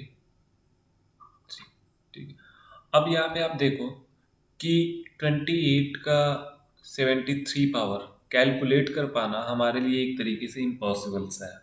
हम नहीं कैलकुलेट कर सकते हैं, मैं ये नहीं कह सकते इम्पॉसिबल तो नहीं है। लेकिन क्या हम अपने एग्ज़ाम टाइम में इसको कर सकते हैं? पूरे 2 घंटे भी लगा दे तो शायद हो जाए, तो हो जाए, अदरवाइज नहीं, ठीक है। बहुत लंबा कैलकुलेशन हो जाएगा, पॉसिबल ही नहीं है, एक तरीके से हम कह सकते हैं। अब हमसे पूछ दिया कि यहाँ पे यूनिट डिजिट पे क्या आएगा, ठीक है। अगर हमसे पूछ दिया कि यूनिट डिजिट नंबर, इकाई के अंक पे कौन सा नंबर आएगा, तो यहाँ घात वाली संख्याओं की इकाई का अंक प्राप्त करने के लिए जो फर्स्ट स्टेप होता है वो हम क्या करते हैं, घात को 4 से भाग देना। ठीक है, ये हमारा फर्स्ट स्टेप होता है। सेकेंड स्टेप क्या होगा, सेकेंड स्टेप होगा हमारा कि शेषफल फल को इकाई के अंक के घात के रूप में रखना। ठीक है, जैसे हम यदि यहाँ पे बात करें तो सबसे पहले हम क्या करेंगे, 73 को 4 से डिवाइड करेंगे। क्यों हम 73 को 4 से डिवाइड करेंगे वो भी हम आपको बताते हैं। तो ये हमारा आ जाएगा 4 और ये हमारा 3 3 4 8 32। ठीक है, और यहाँ पे हमारा जो रिमाइंडर आएगा वो 1 आएगा। तो शेषफल हमारा क्या आया है, 1 आया है। तो सेकेंड स्टेप क्या करें, शेषफल को इकाई के अंक के घात के रूप में रखना। तो इकाई का अंक क्या है, 8 है। अब इस 8 पे हम क्या करेंगे, शेषफल जो है 1, इसको हम घात के रूप में रख लेंगे। तो 8 पे 1 का मतलब 8। तो जो हमारा इकाई का अंक आएगा वो 8 आएगा। यही हमारा आंसर है। अब यहाँ पे तीसरा पॉइंट हम आपको बता देते हैं। तीसरा पॉइंट होगा, यदि शेषफल 0 है, ठीक है, अगर शेषफल 0 है तो घात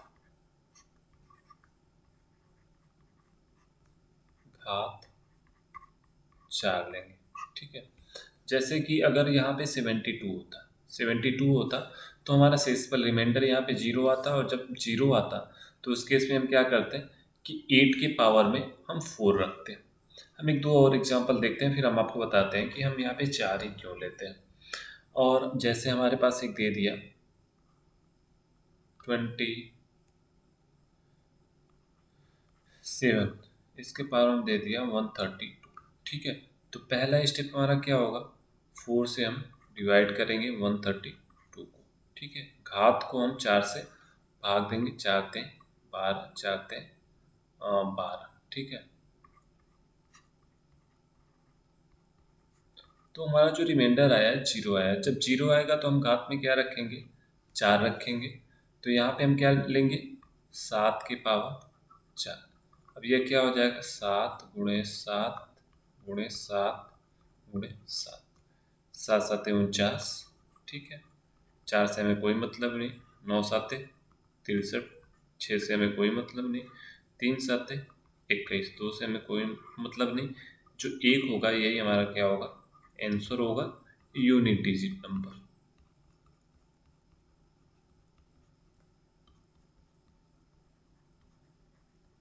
यूनिट डिजिट नंबर। ठीक है, अब आपको हम कुछ चीज़ें बता देते हैं इसके बारे में। देखो, जैसे हमने 4 से भाग देने के लिए कहा, तो 4 से भाग देने के लिए हमने क्यों कहा। आप देखो, कोई भी हम नंबर लेते हैं, यहाँ पे आप देखो नंबर है 1 2 3 4 5 6 7 8 और 9, और यहाँ पे घात है 1 के पावर 1 घात, 1 के पावर 2 घात, 3 घात, 4 घात, 5 घात। जैसे अगर हम यहाँ पे इस नंबर की बात करें तो यह जो नंबर है वो क्या है, 4 के पावर 5 घात। ठीक है, तो इस तरीके से हर एक नंबर 1 से 9 तक के जो भी नंबर है उनका 10 तक का घात यहाँ पे लिखा हुआ है। अब यहाँ पे आप देखो, किसी भी नंबर को आप उठा लो, जैसे हम यहाँ पे 3 को उठा लेते हैं। ठीक है, हम 3 को उठा लेते हैं। हम ऑब्जर्व क्या करते हैं कि पहले घात में 3 आया है, दूसरे घात में 9 आया है, तीसरे घात में 7 आया है, चौथे घात में इकाई का अंक 1 आया है। ठीक है, फिर से अगर पांचवें घात पे आते हैं तो पांचवें घात में आप देखो यहाँ पे 3 आया है। ठीक है, जो कि पहले घात पे था, वही आया है हमारा पांचवें घात पे, और वही आया है 4 घात के बाद 9वें घात पे। कोई भी नंबर हम उठा लेते हैं, हम 7 उठा लेते हैं, दूसरा हम 7 उठा लेते हैं। तो जो पहले घात में आया है यूनिट डिजिट 7 आया है। अब पांचवें घात में हम देखते हैं तो 7 आया है, 9वें घात में हम देखते हैं तो 7 आया। तो कोई भी नंबर आप उठा लोगे तो देखोगे कि हर 4 घात के बाद जो यूनिट डिजिट है वह जो है रिपीट होता है। जैसे हम यहाँ पे बात करें 3 की, जो घात 2 है वहाँ पे यूनिट डिजिट 9 आया है, और 2 + 4 6, 6 पे आप देखोगे तो यूनिट डिजिट 9 होगा। 4 10, 10वां 10 घात करोगे तो आप देखोगे यूनिट डिजिट जो है वो 9 आएगा। तो कहने का मतलब ये है कि हर 4 घात के बाद जो है यूनिट डिजिट रिपीट होता है, इस वजह से हम घात में 4 रखते हैं। अब कुछ चीज़ें और हम आप जब यहाँ पे करते हैं, आप देखो एक पे चाहे 1 घात रखो, 2 घात, 3 घात, 4 घात, 5 घात, कुछ भी घात रखो, यूनिट डिजिट जो है हमेशा एक ही आएगा। 5 को हम देखते हैं, 5 पे चाहे जितना घात रखो तो आप देख लो कि यूनिट डिजिट 5 ही आएगा।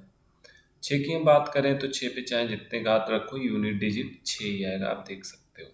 तो हम यहाँ पे कह सकते हैं यदि संख्या के इकाई का अंक 0 1 5 6 हो तो घातांक चाहे कुछ भी हो, इकाई पे वही अंक आएगा जो संख्या के इकाई का अंक है। जैसे हम यहाँ पे एग्जाम्पल ले लेते हैं, हम यहाँ पे एग्जाम्पल ले लेते हैं, हम कलर चेंज कर लेते हैं, पेन का कलर चेंज कर लेते हैं।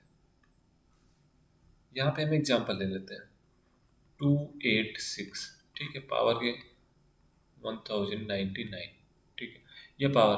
अब हमें यूनिट डिजिट पता करना है, तो हमने देखा क्या था कि 6 पे चाहे जितना भी घात रखो इकाई का अंक जो है सेम ही आता है। तो हम यहाँ पे कुछ भी करना नहीं है, अगर यूनिट डिजिट हमसे पूछा तो ये क्या होगा 6।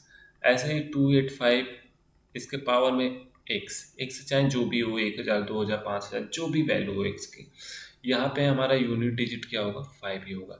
इसी तरीके से जीरो भी है, जीरो चाहे जितने घात हो तो हमारा जो यूनिट डिजिट होगा जीरो होगा। 1 हो चाहे जितने घात हो, हमारा जो यूनिट डिजिट होगा 1 होगा। तो ये चीज़ आप याद कर लेना कि 1 0 1 5 6 अगर इकाई का अंक है तो चाहे जितना घात भी हो जाए उसके लिए जो हमारा इकाई का अंक आएगा वो वही सेम आएगा। अब हम आगे बढ़ते हैं। तो हमने रेशनल इरेशनल नंबर, ठीक है, इरेशनल नंबर का मतलब क्या होता है, अपरिमेय संख्या।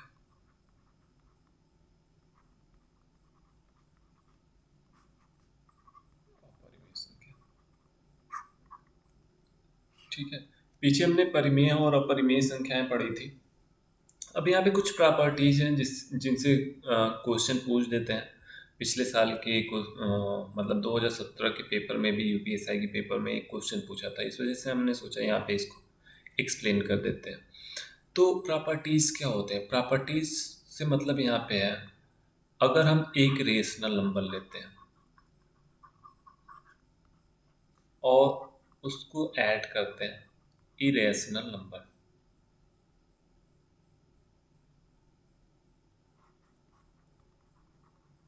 इरेशनल नंबर के साथ हम अगर ऐड करते हैं तो जो हमारा आंसर होगा वो क्या होगा, इरेशनल होगा, ठीक है।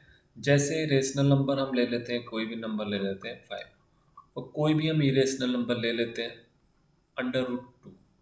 तो जब हम इसको ऐड करेंगे तो हम क्या लिखेंगे, 5 + √2, और यह क्या है, एक इरेशनल नंबर है, एक अपरिमेय संख्या है। तो एडिशन जो होता है, यहाँ से हमने क्या देखा कि जब हम ऐड करते हैं, इसी तरीके से हम बात करते हैं रेशनल माइनस इरेशनल, तो हमारा जो आंसर होगा वो क्या होगा, एक अपरिमेय संख्या होगी। जैसे हम 5 ले लेते हैं, यहाँ पे -√3 ले लेते हैं, तो यहाँ पे क्या आएगा हमारा 5 और -√3, ठीक है। तो 5 अगर हम √3 का मान भी रख लेते हैं तो भी वो हमारा क्या होगा, इरेशनल नंबर ही होगा। तो हम यहाँ पे कह सकते हैं यह जो है इरेशनल नंबर होगा, ठीक है। तो एडिशन और सब्सट्रैक्शन, किसी रेशनल नंबर को इरेशनल नंबर के साथ जोड़ने पे जो नंबर आएगा वो क्या होगा, इरेशनल नंबर होगा। किसी रेशनल नंबर को इरेशनल नंबर से घटाने पे जो नंबर आएगा वो हमारा क्या होगा, इरेशनल नंबर होगा। अब हम बात करते हैं मल्टीप्लिकेशन की। एक रेशनल नंबर हुआ और दूसरा इरेशनल हुआ। ठीक है, जैसे हम 5 ले लेते हैं और इनटू कर देते हैं, एक इरेशनल नंबर लेते हैं √2, तो हम इसको क्या लिखेंगे 5 √2। चूंकि √2 की जो वैल्यू होगी, √2 जो है एक इरेशनल नंबर है, जो वैल्यू है इसको p/q के रूप में नहीं लिखा जा सकता है, तो यह हमारा जो होगा वो क्या होगा, इरेशनल नंबर होगा। ठीक है, तो यहाँ से हम कह सकते हैं मल्टीप्लीकेशन।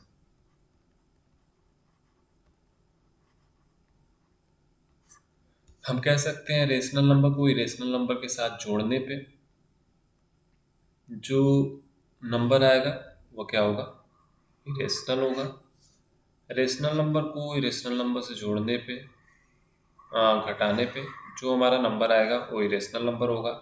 रेशनल नंबर को इरेशनल नंबर के साथ मल्टीप्लाई करने पे जो आंसर आएगा वो भी क्या होगा, एक इरेशनल नंबर होगा। तो ये इरेशनल नंबर की प्रॉपर्टीज थे।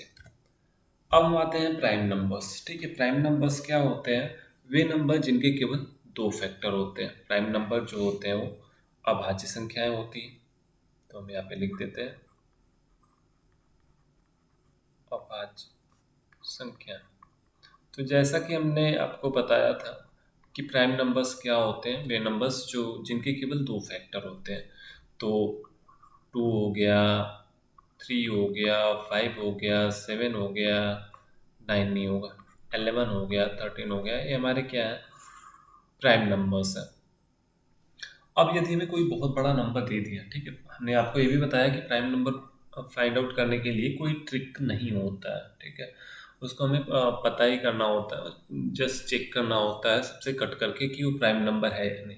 अगर आपसे कोई बड़ा नंबर दे दिया, ठीक है, जैसे सपोज आपको पता है कि 53, ठीक है, इसके केवल 2 फैक्टर होंगे, एक तो होगा 1, दूसरा होगा 53 खुद।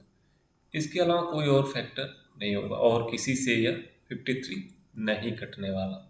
तो हम कह सकते हैं कि 53 जो है प्राइम नंबर है।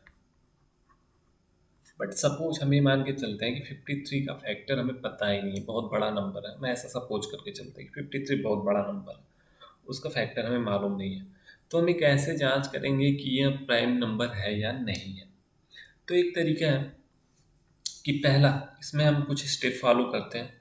तो जो स्टेप है मैं यहाँ पे स्टेप लिखता हूँ और मैंने पीडीएफ में इसको लिखा भी हुआ है, आप देखोगे जहाँ पे प्राइम नंबर हमने एक्सप्लेन किया हुआ है। ठीक है, तो पहला जो स्टेप है कि जो संख्या है, संख्या से बड़ी पूर्ण वर्ग संख्या लेते हैं।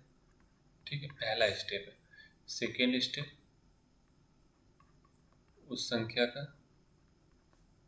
वर्गमूल। ठीक है, तीसरा स्टेप, वर्गमूल से छोटी सभी संख्याओं से भाग देकर देखते हैं। ठीक है, अगर इनमें से कटा, ठीक है, कट गया तब तो यह भाज्य होगी, कटती है तो भाज्य और नहीं तो अभाज्य। ठीक है, नहीं तो अभाज्य। अगर हम 53 की बात करें, ठीक है, 53 के बाद जो पूर्ण वर्ग संख्या है वो कौन सी है, 64। ठीक है, 64 से पहले जो 8 का है, 7 7 49, 64 से पहले जो पूर्ण वर्ग संख्या 49 है, मतलब 53 के बाद जो पूर्ण वर्ग परफेक्ट स्क्वायर। अब इसका हम क्या करेंगे, वर्गमूल ले लेंगे, तो क्या होगा 8। अब 8 से छोटी जो भी संख्याएं हैं, ठीक है, कौन कौन सी है, 2 हो गई, 3 हो गई, 5 हो गई, 6 हो गई, 7 हो गई। ठीक है, यही है तो 2 से नहीं कटेगी, तो 2 से ये कटेगी नहीं, तो 6 से भी नहीं कटेगी, किसी भी सम संख्या से नहीं कटेगी। अब हमें 3, 5 और 7 से चेक करना है। तो 3 से 5, 3 8, 3 से नहीं कटेगा, 5 से लास्ट में 5 या 0 होना चाहिए, नहीं कटेगा। 7 से हम चेक कर लेते हैं, 7 से 49, 7 से भी नहीं कट रहा। मतलब हम ये कह सकते हैं कि यह क्या है, प्राइम नंबर है। ठीक है, हम एक और एग्जांपल लेते हैं। अब हम कोई बड़ा नंबर लेते हैं, हम इसको हटा देते हैं।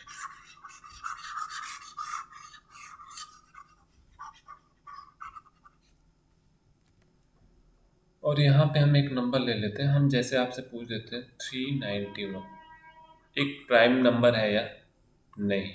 तो आपको अब चेक करना है। तो सबसे पहले हम क्या करेंगे, इसके बाद वाला जो पूर्ण वर्ग संख्या है वो हम देखेंगे। अब आपको कम से कम 30 तक पूर्ण वर्ग संख्याएं तो याद होनी चाहिए, या 30 तक संख्याओं का स्क्वायर तो याद होना ही चाहिए, अगर आप यूपीएससी का एग्ज़ाम देने जा रहे हो तो इसके बाद ठीक बाद वाली जो पूर्ण वर्ग संख्या है वह है 400। 400 का जो वर्गमूल होगा 20 होगा। और 20 से छोटी जो भी संख्याएं हैं उनसे भाग दे लेते हैं और देख लेते हैं, अगर ये कट जा रही है तब तो भाज्य होगी, नहीं कट रही है तो नहीं। तो देखो 2 से कटेगी नहीं, तो 2 से नहीं कटेगी तो किसी भी सम संख्या से नहीं कटेगी। 9 1 10 3 13, 3 से नहीं कटेगी तो 6 से नहीं कटेगी, 9 से नहीं कटेगी, 12 से नहीं कटेगी, 15 से नहीं कटेगी, 5 से नहीं कटेगी। ठीक है, तो सबसे पहला नंबर कौन सा आएगा जिससे हम चेक कर सकते हैं, 7 से हम चेक कर सकते हैं। 8 से नहीं कटेगा, 9 से नहीं कटेगा, 10 11 से हम चेक कर सकते हैं, 13 से हम चेक कर सकते हैं, 17 से हम चेक कर सकते हैं, और 19 से चेक कर सकते हैं। ठीक है, तो 7 5 35, 7 से नहीं कटना। एक 3 1 4 और 9। ठीक है, 4 और 9 जो डिफरेंस आ रहा है सम स्थान पर अंकों का योग और विषम स्थान पे अंकों का योग का, वह 0 या 11 के मल्टीपल नहीं है, 11 से नहीं कटेगा। अब बच गया 13 17 और 19। तो 13 से हम 13 थे 39, 13 से भी नहीं जाएगा। 17 दूनी 34 और यहाँ पे बच गया 5। ठीक है, तो 17 दूना 34 और यहाँ पे 5 बच गया, 17 ત્યાં 51। तो ये क्या है, 17 से चला जा रहा है, मतलब कि यह क्या है, 391 भाज्य संख्या है। ठीक है, कंपोजिट नंबर।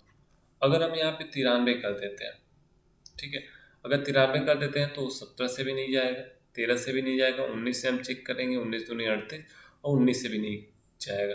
तो 393 आप चेक कर सकते हो। ठीक है, तो यह क्या है, यह एक प्राइम नंबर है।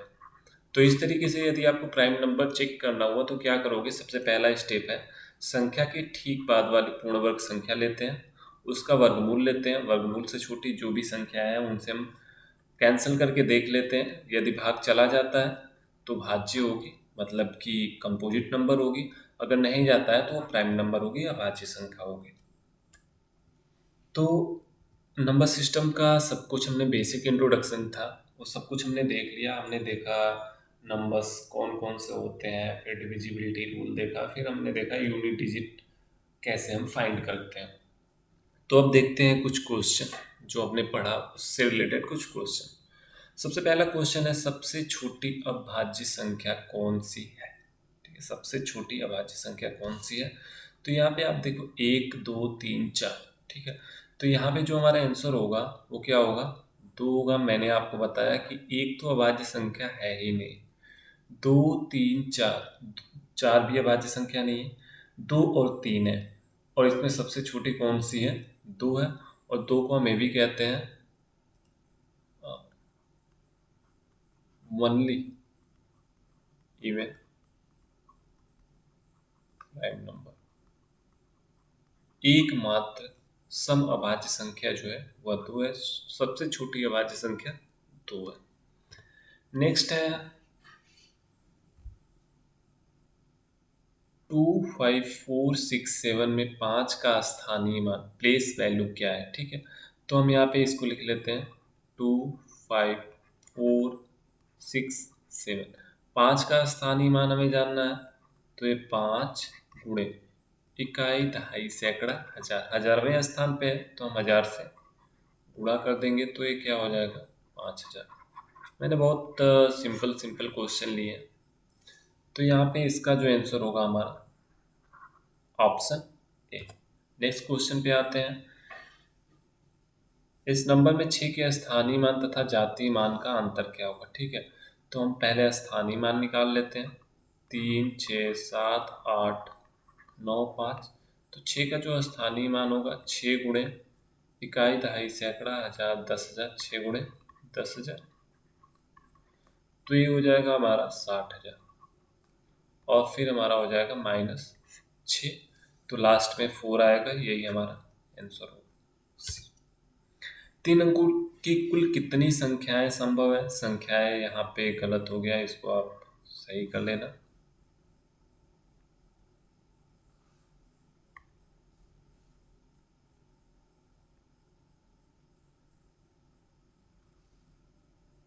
ठीक, तो अब देखो यहाँ पे आप थोड़ा सा कंफ्यूज हो गए, थोड़ा बहुत आपको कंफ्यूजन हो सकता है कि 900 होगा, 951 होगा। बड़ा सिंपल सी बात है। ठीक है, अगर हम बात करें 3 अंकों की कुल संख्याएं कितनी होंगी, तो पहला स्टार्ट कहाँ से होता है। अगर हम 99 तक जाए तो ये तो मतलब 2 डिजिट की है। तो पहला जो 3 अंक की संख्या है वो क्या है, 100 है। और अंतिम जो 3 अंक की संख्या है वो है 999, यही तो है। ठीक है, अगर हम एक ऐड कर देते हैं इसमें तो वो हो जाएगा 1000, जो कि 4 अंक का हो जाएगा। तो सबसे छोटी सबसे छोटी और ये है सबसे बड़ी। ठीक है, सबसे बड़ी 3 अंकों की संख्या 999, सबसे छोटी 100 है। तो हम क्या कह सकते हैं कि आप देखो, अगर 1000 तक हम बात करें तो 1 से लेके 99 नंबर तो यहाँ से कम हो गए। ठीक है, और हम 1 से 1000 तक के बाद बीच की बात करें तो कितने नंबर होंगे, 1000। तो यहाँ पे आप देखो 99 यहाँ से निकल जा रहे हैं, और एक यह जो है इस नंबर को भी हम निकाल दे रहे हैं ना, एक यहाँ से निकाल दे रहे हैं। तो यहाँ पे क्या हो जा रहा है, 100 माइनस हो जा रहा है। तो बचे कितने, 900। तो 900 हमारा क्या होगा, आंसर हो जाएगा। निम्न में से कौन सी सहभाज्य संख्या है। ठीक है, संख्याएं, तो सहभाज्य संख्याएं क्या होती हैं कि संख्याओं का ऐसा युग्म जो किसी एक संख्या से न कटे। तो हम 3 और 21 को देखें तो 3 और 21 दोनों ही 3 से कट जाएंगे। 3 से पहली संख्या भी, दूसरी संख्या भी। 25 और 65 को देखें तो 5 से दोनों ही कट जाएंगे। 8 और 25 को यदि हम देखें तो किसी एक संख्या से नहीं कटेंगे। तो हम कह सकते हैं कि ऑप्शन सी इसका सही आंसर होगा।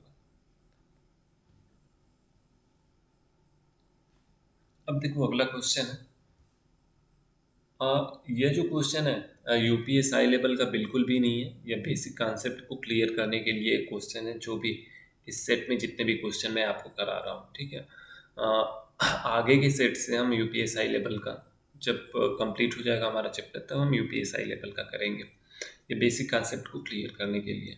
तो यहाँ पे क्या है, से बनने वाली सबसे छोटी और सबसे बड़ी संख्या का अंतर कितना होगा।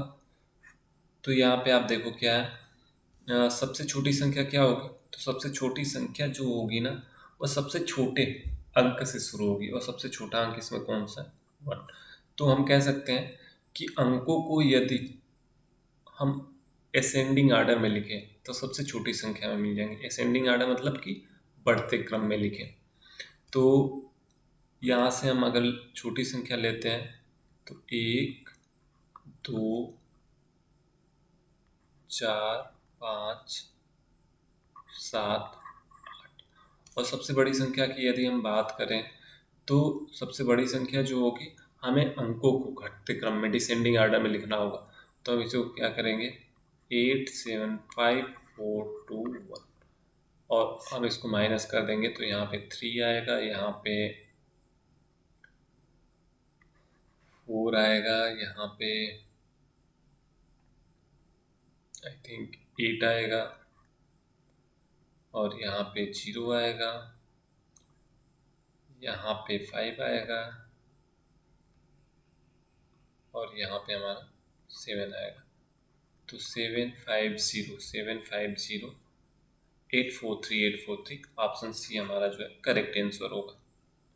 नेक्स्ट हम आते हैं, किसी दो अंकों की संख्या और उसके अंकों को उलटकर बनाई गई संख्या का अंतर किसी से सदैव विभाजित होगा। ठीक है, तो अब ऐसे जो क्वेश्चन है ना, आपको थोड़ा सा एक्सपेरिमेंटल, थोड़े से प्रैक्टिस की ज़रूरत होती है। या तो आप खुद से इनको चेक कर सकते हो। कोई भी दो अंक हम ले लेते हैं, जैसे एग्जांपल के लिए, जस्ट चेक करने के लिए हम क्या करते हैं, कोई भी ले लेते हैं। जैसे हम यहाँ पे 12 ले लेते हैं। ठीक है, अगर 12 के अंकों को उलट दे तो जो संख्या बनेगी वो 21 बनेगी, और इन दोनों का अंतर कितना आएगा। अब हम 17 ले लेते हैं, 17 को उल्टा कर लेते हैं, 71 बनेगा। अब इन दोनों का अंतर कितना आ रहा है, तो 11 में से 7 गया आपका, 4 बचा, और यहाँ पे 6 में से 1 गया, 5। ठीक है, और हम कोई ले लेते हैं, जैसे 34 ले लेते हैं। 34 को 35 हम ले लेते हैं, 35 को हम उल्टा करेंगे तो 53, और इन दोनों का जो अंतर आएगा वह 18। तो हमने 3 नंबर्स यहाँ पे लिए और तीनों के अंकों को उल्टा कर दिया, तो फिर देखा जो हमें नंबर मिल रहा है 9, 54 और 18, और ये सारे के सारे जो नंबर हैं हम देख सकते हैं, हम कह सकते हैं कि ये सारे के सारे दिए गए ऑप्शन में 9 से डिवाइड हो जाएंगे। अगर 6 से बात करें तो 6 से या नहीं डिवाइड होगा, 18 से बात करें तो 18 से सारे नहीं डिवाइड, 12 से भी नहीं। तो 9 एक ऐसा ऑप्शन है जिससे सारे के सारे नंबर डिवाइड हो रहा है। ठीक है, तो इस तरीके से हम इस तरीके के क्वेश्चन को सॉल्व कर सकते हैं। हमारा आंसर होगा 9। दो परिमेय संख्या के बीच कितनी परिमेय संख्याएं हो सकती हैं। ठीक है, तो दो परिमेय संख्याओं के बीच इनफाइनाइट परिमेय संख्याएं हो सकती हैं। यह 5/7 और 6/7 के बीच तीसरी परिमेय संख्या क्या होगी। तो तीसरी परिमेय संख्या मतलब बीच की परिमेय संख्या यदि हमें निकालना है तो हम क्या करेंगे, 5/7 प्लस 6/7 डिवाइडेड बाई 2 हम कर देंगे। तो हमारा क्या आएगा, 11/7 गुणे 1/2, तो हमारा आएगा 11/14। 11/14 ऑप्शन डी हमारा आंसर होगा। कि इकाई का अंक क्या होगा। ठीक है, इसके इकाई का अंक हमें पता करना है, तो हमने आपको बताया कि केवल यूनिट डिजिट को हमें ध्यान में रखना है। 3 गुणे 7 गुणे 4, 3 7 21, यहाँ से भी 2 को हमें छोड़ देना है, 1 को लेके चलना है, और 4, तो 4 यहाँ पे हमारा आंसर होगा। नेक्स्ट आते हैं, अगर आपको लगता होगा कि हम थोड़ा फास्ट चल रहे हैं तो आप वीडियो को स्लो कर सकते हो, और लगता है कि स्लो चल रहे हैं तो वीडियो को फास्ट कर सकते हो। क्योंकि आई थिंक मैं थोड़ा फास्ट चल भी रहा हूँ, क्योंकि हमें लगता है कि ये सारी चीज़ें, अगर आप यूपीएसआई की तैयारी कर रहे हैं तो ये सारी चीज़ें बहुत ईजीली आपको एक नज़र देखने की ज़रूरत है, बहुत ज़्यादा इन पर ध्यान देने की ज़रूरत नहीं है। तो इस वजह से मैं आपका टाइम और अपना टाइम बचाना चाहता हूँ। अब यहाँ पे भी इकाई का अंक हमें ज्ञात करना है, तो 4 + 9 और गुणे 7। तो यहाँ पे आप देखो कैलकुलेशन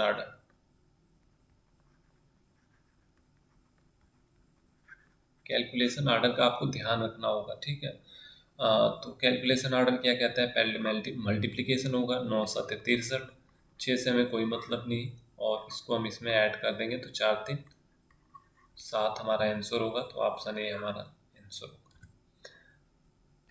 हाँ, अब आप देखो यहाँ पे क्या दिया हुआ है कि 6 पे 234 माइनस 7 पे 122 की इकाई का अंक ज्ञात करें। अब आप देखो, माइनस देख के आप कंफ्यूज मत होना। माइनस जब भी इस तरीके का क्वेश्चन आपको देगा ना, तो आप देखोगे कि यह वाला जो नंबर होगा, मतलब जिसमें से हमें माइनस करना है, यह वाला जो नंबर होगा इस नंबर से हमेशा बड़ा ही होगा। आपको देख के ही पता चल जाएगा कि अब यहाँ पे आप देखो 16 पे 234 घात करोगे, और यहाँ 7 पे 122 घाती, तो आप ये सी बात है कि 7 पे 122 घाती हम कर रहे हैं, 16 पे 16 संख्या भी बड़ी है, इसके ऊपर घात भी ज़्यादा है, तो यह जो नंबर हमें मिलेगा वह जो है बड़ा ही होगा। तो अब कह रहा है 16 पे 234 माइनस 7 पे 122 की इकाई का अंक क्या होगा। तो हमने बताया था कि 6 अगर इकाई का अंक है तो चाहे जितने घात कर लो इकाई का अंक 6 ही आएगा, तो इसको हम ले लेंगे 6। अब 7 पे 122 है, तो 122 में हम 4 से भाग देंगे तो जो हमारा शेषफल बचेगा 2, तो 7 पे हम 2 घात करेंगे तो 7 7 49, इकाई का अंक आएगा 9। ठीक है, ये यूनिट डिजिट है, ध्यान रखना, यूनिट डिजिट। और जैसा कि हम यहाँ से ऑब्जर्व कर पा रहे हैं कि यह वाला जो नंबर होगा ना 16 पर 234, यह हमेशा बड़ा होगा 7 पर 122 से। ठीक है, हम इसको कैलकुलेट नहीं कर पाएंगे क्योंकि यहाँ पे नंबर भी बड़ा है और घात भी बड़ा है। जब दोनों ही बड़े हैं तो यह जो है बड़ा ही होगा। तो यह जो है यूनिट प्लेस पे क्या आया 6। अब इसके पहले चाहे जो भी हो, बहुत कुछ हो सकता है, चाहे जो भी हो उससे हमें कोई मतलब नहीं। हम यहाँ से एक घात यहाँ पे ले सकते हैं, +1 हम ले सकते हैं। तो ये क्या हो जाएगा 16 माइनस 9। अब 16 माइनस 9 तो ये आएगा हमारा 7, यही हमारा होगा आंसर। ठीक है, तो यहाँ पे मैंने सही तो किया है ना। ठीक है, 7 7 49, 9, 16 में से 9 गया तो 7 आएगा। ठीक है, यहाँ पे हमने 7 ऑप्शन नहीं लिया है, तो हमारा सही आंसर होगा 7। ठीक है, ये हमारा करेक्ट आंसर होगा। 28 पे 346 की इकाई का अंक क्या होगा? तो हम यहाँ पे क्या लेना है, हमें इकाई का अंक लेना है 8, और 346 में 4 से भाग देना है, तो 4 बटे 32 और 2, 4 छक 24, 8 पे हम 2 घात करेंगे, 8 64, इकाई का अंक होगा 4, ये हमारा हो जाएगा आंसर। ए के स्थान पर दिया हुआ है, एक नंबर दिया हुआ है 4 6 5 ए 3 1 में ए के स्थान पर हम क्या रखें कि यह 33 से पूर्णतया विभाजित हो जाए। ठीक है, तब 33 से भाज्यता का रूल हमें पता नहीं है। 33 से भाज्यता का रूल हमें पता नहीं है, तो हमने आपको क्या बताया था कि कोई भी बड़े नंबर से भाज्यता का रूल या भाज्यता हमें जांच करनी हो, भाज्यता हमें देखनी हो, तो 33 का टेबल भी हमें नहीं आता, लेकिन कोशिश करेंगे तो हो सकता है। तो हम क्या करते हैं, उसको हम को प्राइम फैक्टर बना लेते हैं। तो 33 को हम क्या लिख सकते हैं, 11 गुणे 3, ये क्या है, को प्राइम नंबर्स है, तो 11 गुणे 3 हम लिख सकते हैं ना। अब हम देख लेंगे 11 से भाज्यता और 3 से भाज्यता, हम दोनों चेक कर लेंगे तो दोनों ही नियम हमें पता है।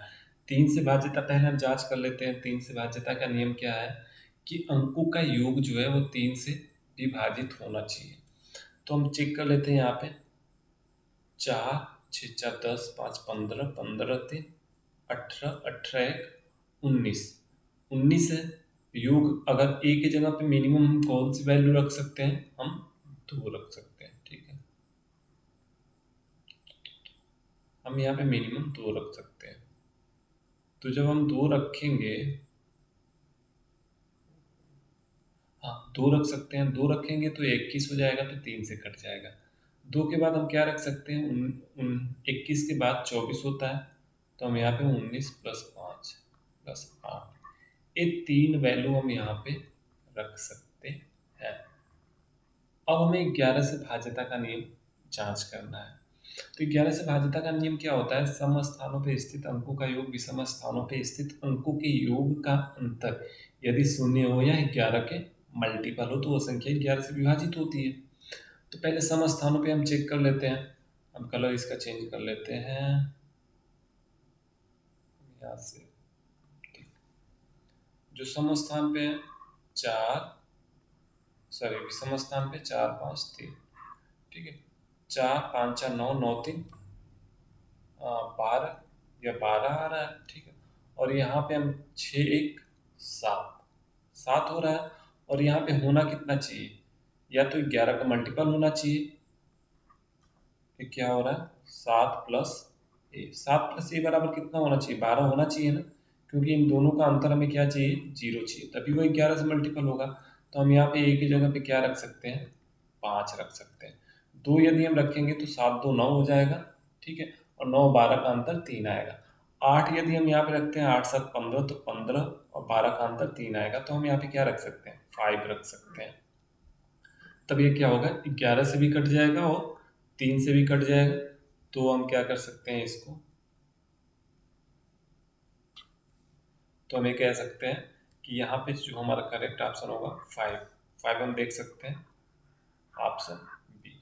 ऑप्शन बी हमारा सही आंसर होगा। फिर से हम आपको बताते हैं हमने क्या किया, 33 का को प्राइम फैक्टर बना दिया, 3 × 11 कर दिया। पहले हमने 3 से जांच कर ली, उसके बाद हमने 11 से जांच कर ली। 11 से जांच के लिए जो नियम है और पीछे मैंने बताया हुआ है, अगर हम देख लेते हैं 3 और 11 से नियम दोनों कट रहे हैं तो वह संख्या 33 से भी कटेगी, तो वही मान हम एक ही जगह पे रख देंगे, जो मान 3 और ए से 3 और 11 दोनों से डिवाइड कर देता है। अब आते हैं अगले सवाल पे। दो अंकों की किसी संख्या के अंकों का योग 16 है। यदि इस संख्या के अंकों को उलट दिया जाए तो प्राप्त नई संख्या मूल संख्या से 18 अधिक है। मूल संख्या क्या होगी? ठीक है, तो मूल संख्या हमें नहीं पता, ठीक है, मूल संख्या तो हमें पता नहीं है, तो हम यहाँ पे क्या करेंगे, इकाई का अंक पहले हम लिखेंगे, x मान लेते हैं, दहाई का अंक हम y मान लेते हैं। तो हमारी संख्या क्या होगी, 10y+x, यही हमारी संख्या होगी। आप देख सकते हो, ये हमने पीछे भी आपको बताया हुआ था। अब यदि हम बात करें, ठीक है, ये हमारी संख्या होगी। अब क्या है, यदि संख्या के अंकों को उलट दिया जाए, मतलब कि दहाई पे y है, तो हमें इसको इकाई पे कर देना और इकाई वाले अंक को दहाई पे कर देना है, ठीक है। अब दूसरे कंडीशन में क्या हो रहा है कि इकाई पे क्या हो जाएगा, हमारा y हो जाएगा, दहाई पे हमारा हो जाएगा x। तो संख्या हमारी क्या हो जाएगी, 10x+y, यही हमारी संख्या हो जाएगी। अब कह रहा है प्राप्त नई संख्या मूल संख्या से 18 अधिक है, इसका ध्यान दीजिएगा। तो ये नई संख्या है ना, नई संख्या है, और यह जो हमारी है वो मूल संख्या है। तो अब यह जो संख्या है, यह वाली जो संख्या है, नई संख्या है, इससे 18 अधिक है। मतलब कि यदि हम नई वाली संख्या जो 10x+y, यदि इसमें से हम पुरानी वाली संख्या 10y माइनस एक्स हमने क्यों लिखा, यदि हम घटाएंगे ब्रैकेट में रखेंगे, ब्रैकेट टूटेगा तो जो प्लस है वो माइनस हो जाएगा, तो +10y है और -x है, तो दोनों ही क्या हो जाएंगे यहाँ पे माइनस। तो जब यदि हम नई संख्या में से पुरानी संख्या को घटाते हैं तो अंतर आता है 18। अब यहाँ से हम क्या करेंगे, 10x माइनस, तो ये क्या हो जाएगा हमारा 9x और -9y। तो ये क्या हो गया हमारा, यहाँ पे आया है हमारा 18।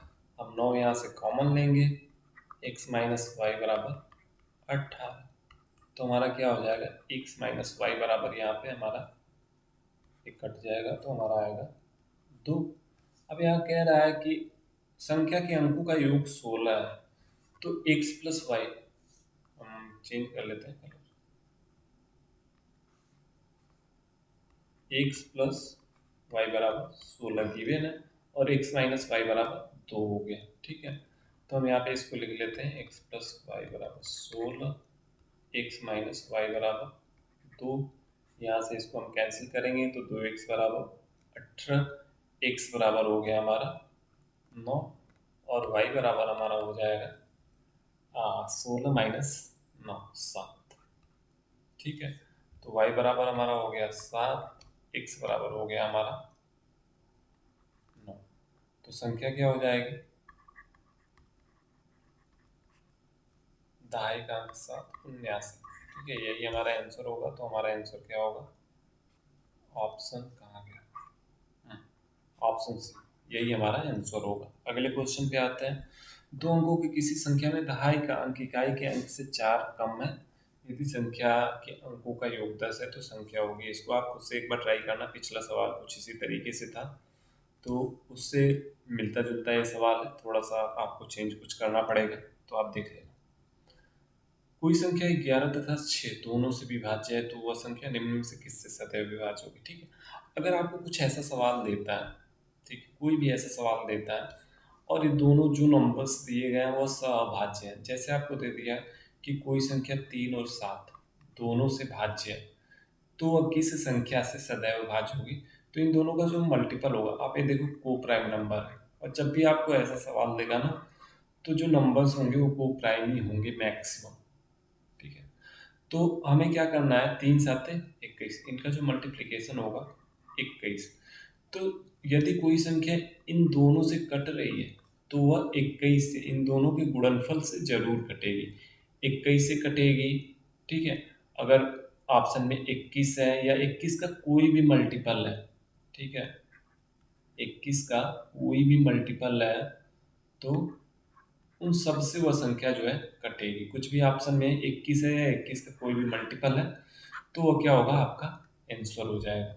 एक और एग्जांपल हम देखते हैं, कोई संख्या 5 से भी कट रही है और 3 से भी कट रही है, तो इनका जो मल्टीप्लिकेशन होगा 15, तो वह संख्या 15 से भी कटेगी, या तो 15 के अलावा अगर 15 का कोई मल्टीपल दिया हुआ है, 30 45, 15 30 15 या 45 15 चौका 60, ये होते हैं मल्टीपल, तो वही हमारा आंसर होगा। 15 या 15 के मल्टीपल से अगर कोई दिया हुआ है नंबर, तो वो हमारा आंसर होगा। तो यहाँ पे क्या करा है, 11 और 6, तो 11 और 6 का मतलब क्या होगा, 11 गुणे 6 66, 66 से वो क्या होगी, कटेगी, या तो इसका कोई मल्टीपल है ऑप्शन में, तो उससे भी वो क्या होगी, कटेगी। जरूरी नहीं है कि मल्टीपल से कटेगी, 66 से तो जरूर कटेगी, लेकिन मल्टीपल से जरूरी नहीं है कि वो कटे।